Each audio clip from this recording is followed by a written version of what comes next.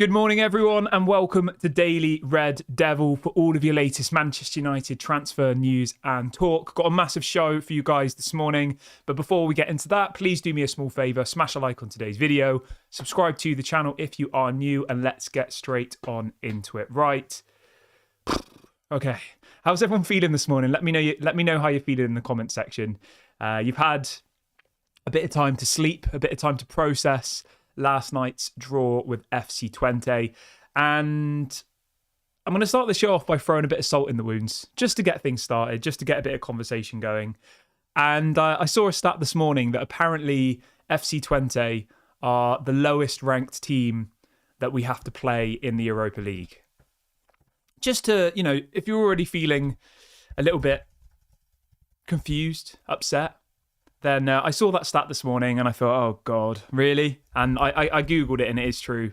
Because, if you look at some of the other teams that we've got to play, right? We've obviously got to play Porto, good side. Fenerbahce, good side. Rangers, obviously second best team in, well, debatably, yeah, I'd say the second best team in Scotland. You've got Bodo Glimt, who beat Porto, I think, 3-1 last night. There's some other decent teams that we've got to come up against. Now, obviously, it's not the end of the world. It is only one game. With this whole new system, it's 8 games that we play in the Europa League, and it is this whole weird table system. So it is only one match. If we were to go and win our other 7 games, then it wouldn't matter. But will we do that? I don't know. I honestly don't know at the moment. It's been a really, really strange season for me because at points, I think we've played really well. Obviously we beat Barnsley 7-0. I think we were pretty convincing against Crystal Palace. We just couldn't finish. I think we were pretty good against Southampton for the last kind of 60 minutes of the game and we won 3-0. But I am worried. I'm worried for Ten Hag now, being completely honest with you. And I think last night was a massive realisation for me. You can't draw at home against FC Twente. I'm sorry. You can't. As a Manchester United manager. If you're maybe like, the manager of Brighton or the manager of Southampton or, do you know what I mean? Like someone of that level, then maybe you could get away with that. And I think the fans would still be disappointed. I was listening to, I think it was TalkSport a couple of days ago, and there was Leicester City fans who called in, right? Leicester City fans calling in TalkSport. And they were responding to Leicester City's win against Walsall. So Leicester City played Walsall in the League Cup. Right? I think it was away from home. Yeah, it was away from home as well. Walsall are in League 2. Okay, yeah, that's quite low. But they're doing well in League 2. I think they're second in League 2. And Leicester City beat them on penalties to go through to the next round, right? And Leicester City had put out their B team. Literally, the reserve team. There wasn't any first-team players playing. And you had Leicester City fans calling up TalkSport demanding that the manager was sacked. This is Leicester City. Arguably, they've won a Premier League more recently than we have, but still, this is a team that got relegated and were playing in the Championship last season. And you had Leicester City fans calling up TalkSport demanding that their manager was sacked because they had to go to penalties to beat Walsall away from home in the League Cup. It's just crazy, isn't it, how far Manchester United have fallen? And I don't know. I don't know what happens here. And I think we look at the next 3 fixtures. And on this channel, I'm not like particularly toxic. I don't like to, spread hate or anything like that. And that's not something I'm ever going to do. But it's hard. I can't shy away from how I'm feeling this morning and how I felt last night. And you look at the next 3 games. Okay, you play Tottenham at home. That's going to be incredibly difficult. Incredibly difficult. Tottenham have got some amazing players. They play very attacking football. Then you play Porto away from home. That's going to be very hard, very hostile environment. And then if that's not bad enough, you've then got to go to Aston Villa, who are doing really well this season, have got an amazing manager, an amazing squad. I would say Aston Villa's squad's better than our squad, 100%, without a shadow of a doubt. If I went through Aston Villa's team, right, and you look at Aston Villa's form, I'm looking at them now, they've literally won the last 5 games in a row, Aston Villa. 5 games in a row they've won. We've probably won about 2 games in the last 10 matches. You look at Aston Villa's squad, and this isn't an excuse, right? But just to give you a bit of perspective, you look at Aston Villa's squad, you go through the team that they have, right? So they've got Martinez in goal. I'd take Martinez over Onana any day of the week. They've got Watkins up front. I would take Watkins over Højlund and Xerxes. They've got people like Pau Torres, quality. They've got Amadou Onana.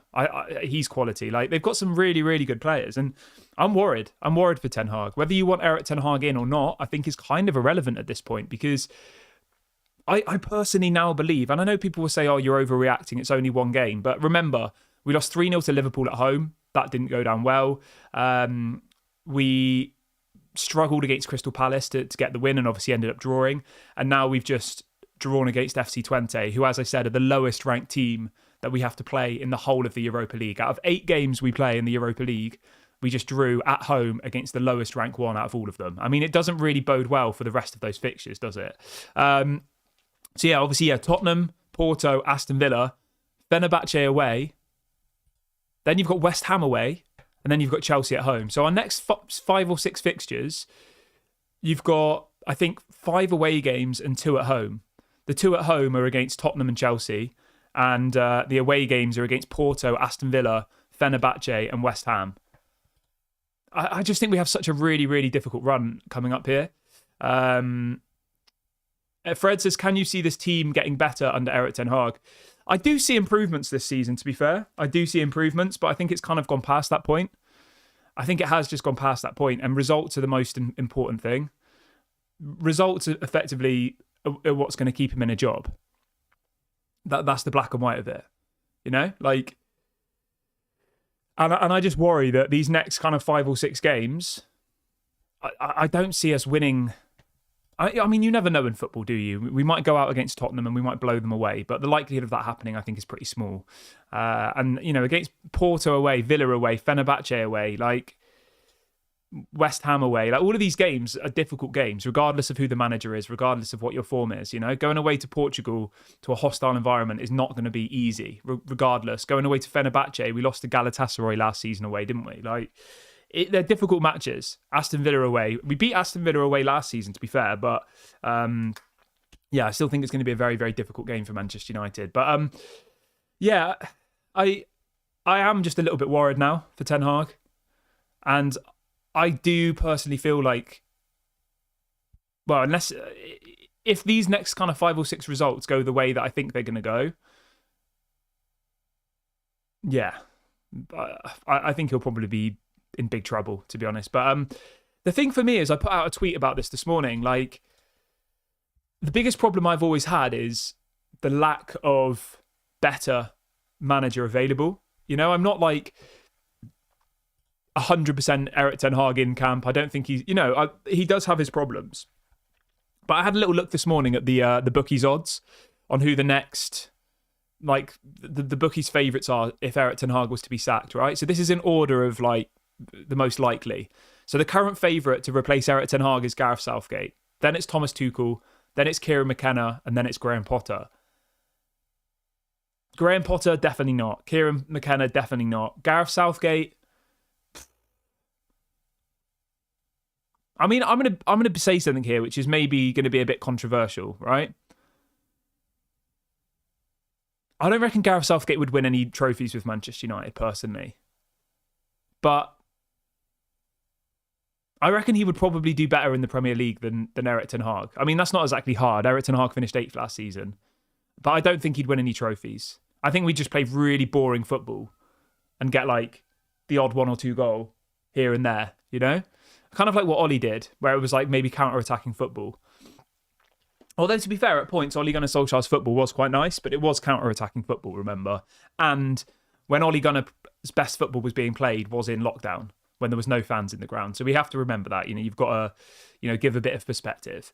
But yeah, this is the biggest problem for me. If there was like a Pep Guardiola type manager waiting to get the Manchester United job, I think they would have got rid of him in the summer, you know? And I don't think anybody in the fan base would have had a problem with it. If, you know, say there was, obviously Pep Guardiola is never going to come to Manchester United, but let's just say someone like Pep Guardiola was available in the summer, Erik Ten Hag would definitely have been gone, 100%. But the problem that Man United find themselves in, there isn't a top quality manager available on the market for nothing. You know, there's people like Nagelsmann, but he's committed to the German national team. Some people say Xavi, who was at Barcelona, but I'm not convinced about that, to be honest with you. Yeah, do you know what I mean? Like that's one of the bigger problems here, that there isn't really a suitable replacement. And that's why I've stuck with Erik ten Hag, because I do think, based on what's available on the market, he still is the best manager for Manchester United at this moment in time. That doesn't mean forever. That doesn't mean that I'm going to blindly stick behind him, forever and ever and ever. But the point I'm making here is, when you look at the next 5 or 6 fixtures, if he doesn't get the results, which I think he's going to struggle to do based on what I've seen so far, an element of it is just luck as well. We're creating lots of chances, but we're not scoring. We're not converting the goals. Yeah, so, but it'd be interesting to see what you guys all think. Like, how are you feeling this morning? But yeah, I know the Southgate comment was a bit controversial, but I don't think it really actually is, to be completely honest with you. We finished 8th last season under Erik ten Hag. I think Gareth Southgate would finish higher than 8th as a Manchester United manager, but I just think he'd play really boring football. Remember this, right? In Erik ten Hag's first season, we played counter-attacking, park-the-bus football. We lost against Brighton on the opening day. We went to Brentford and lost 4-0. And then from that moment on, we parked the bus and we managed to get 3rd place. Erik ten Hag's now trying to play football, and it's not working really, is it? Yeah. Alex is saying he wants McKenna. I don't want McKenna. No, you can't honestly tell me that you think Kieran McKenna's a better manager than Erik ten Hag. Really? Based on what? McKenna was there when Ollie was there. Like, Kieran McKenna's got Ipswich promoted to the Premier League. That's his biggest accolade, Like, I'm obviously you're entitled to your opinion, but I don't believe that McKenna is a better manager than Erik ten Hag, And then there's this also narrative as well of, like, people saying, oh, just let Ruud van Nistelrooy be the manager. I don't buy into that either, to be honest. I really don't. Ruud van Nistelrooy's only managed like 50 professional games in his career. And remember, Ruud van Nistelrooy is the assistant manager now. Ruud van Nistelrooy is the assistant. Ruud van Nistelrooy is one of Manchester United's greatest ever strikers, and he can't get these players finishing goals. So why would we give him the job? That doesn't make any sense. Just because he's an ex-Manchester United player, like, it's rubbish. That's like being like, why did you not give Mitchell van der Gaag the job? Like, the only reason you're saying Ruud van Nistelrooy is because he used to play for Manchester United. It's that sentimentality again, and he's not. Like, I'm not trying to say he's not a good manager and stuff. I'm just saying that if you were to sack Erik ten Hag and then say, oh, let's give Ruud van Nistelrooy the job, like, why? It's pointless. Ruud van Nistelrooy already is in the job, technically. Yeah, I just don't agree with that, to be honest. But yeah, so this has kind of been the conversation about, is this the beginning of the end for Erik ten Hag? And you know what? It's on him, really. If he manages to get out of this next 5 or 6 games, then we all have to sit here and give him the credit. Because this next 5 or 6 games, when you compare to the fixtures we've just had, is going to be incredibly difficult. Incredibly difficult. Like, if you look at the games that we've just played over the last 5 or 6 games, we've played Southampton, who've just got promoted and will probably get relegated. You've played Barnsley, who are in the League One. You've played Crystal Palace, who are a mid-table side. And you've played FC Twente, who, let's be honest, are a championship level team and the lowest ranked team in the whole of the Europa League that we'll play. Those are the last 4 games that we've played. And we managed to win 2 and draw 2. So we haven't lost any, which is good, I guess. But then you look at the next 4 games and it's Tottenham, Porto, Villa and Fenerbahce. And this is what's really going to make or break Erik ten Hag. And I think the players are behind him. I think they are backing him. I think they are believing in the process and the project and all the rest of it. I don't think, the players are throwing him under the bus, but there are some big decisions that Erik ten Hag has to make. And the first one for me would be dropping Bruno Fernandes. It has to happen. You can't come out to the media and tell them that Marcus Rashford is being put on the bench because of rotation after he gets 3 goals in 2 games, right? And then not rotate Bruno Fernandes. Bruno Fernandes clearly needs some time out of the spotlight. He's trying too much and it's not working. You can't tell us in your press conferences that Marcus Rashford is being rotated. It's a long season and we need to rotate our squad. Well, you've got Joshua Zirkzee, who looks like a better number 10 than Bruno, playing in his wrong position, really. You've got Mason Mount, who you spent £60 million on, playing 10, 15 minutes a game. You've got Christian Eriksen in the form of his life. Play one of them instead. Play one of them in the number 10 position. I don't care whether Bruno Fernandes is the captain. You know, when Harry Maguire was here as the captain and Erik Ten Hag first came in and he dropped Maguire, why can't you do that to Bruno as well? No player is bigger than Manchester United. He did it to Harry Maguire. He took him off the pitch. He took the captaincy off him. Do that to Bruno Fernandes. I'm not saying take the captaincy off him. I'm just saying just because you're the captain doesn't mean that you should play every single game. If you're not playing well, and name me one game this season where Bruno Fernandes has played well. You won't be able to. He hasn't had a single good game this season yet. He's been awful. The only game where we really blew a team away was against Barnsley, where we won 7-0, and that was without Bruno Fernandes. And that's telling you something. So yeah, he's got some big decisions to make. Some very, very big decisions to make for me. Jerry says, what about Eddie Howe? Yeah. Eddie Howe is an interesting option, but I can't really see that one happening, to be honest. Let me have a look at Eddie Howe's contract. I know Eddie Howe's got some sort of issues, hasn't he, with Newcastle. I don't really know the extent of it. Eddie Howe... Let me have a look. So Eddie Howe has currently got...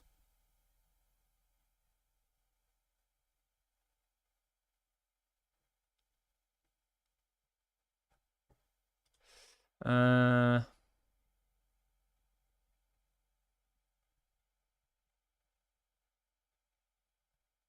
don't know. It says that he just signed a new contract, or like recently, but I don't know how long the contract's for. Doesn't say.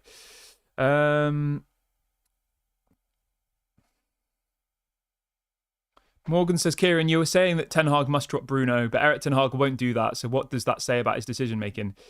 I honestly just believe that there must be something in Bruno's contract. To be honest, there has to be, because he plays every single game. There is no other explanation, in my opinion. Jack says, what about Ruben Amorim?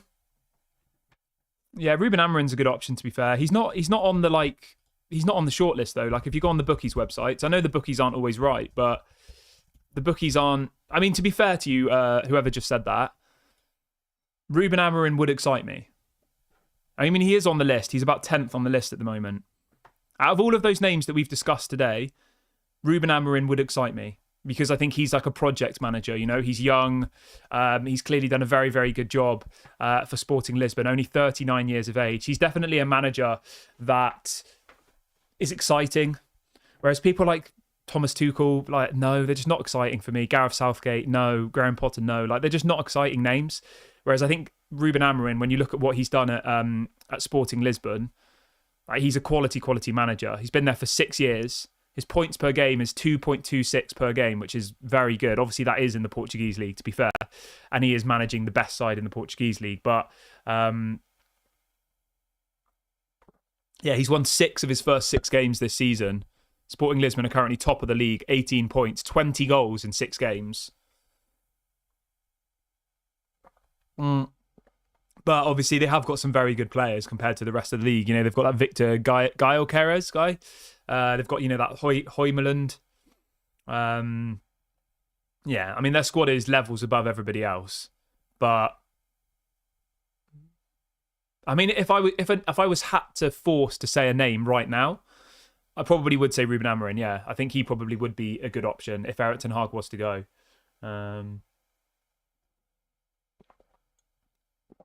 What else have we got here?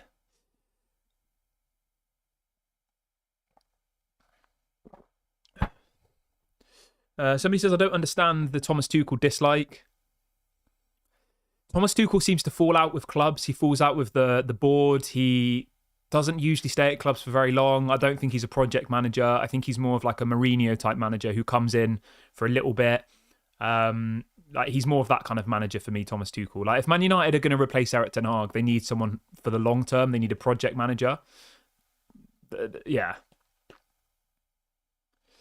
Fred says, surely the rinse and repeat cycle of managers has to stop.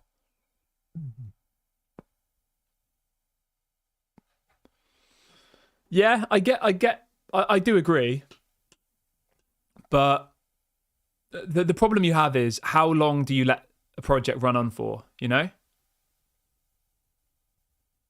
That's the question. I mean, it is only one game.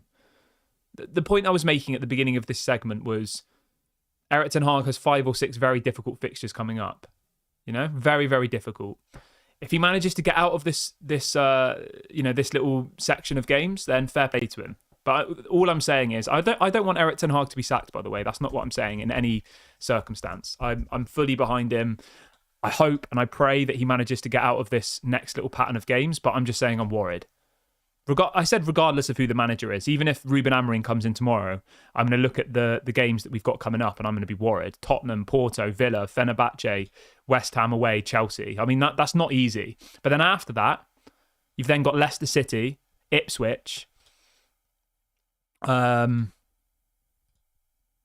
City, Ipswich, Everton, Nottingham Forest. Do you know what I mean? So it's like, if Erik ten Hag gets through this little patch here, then I think he'll be okay, is what I'm saying. But I'm just worried about this next little patch.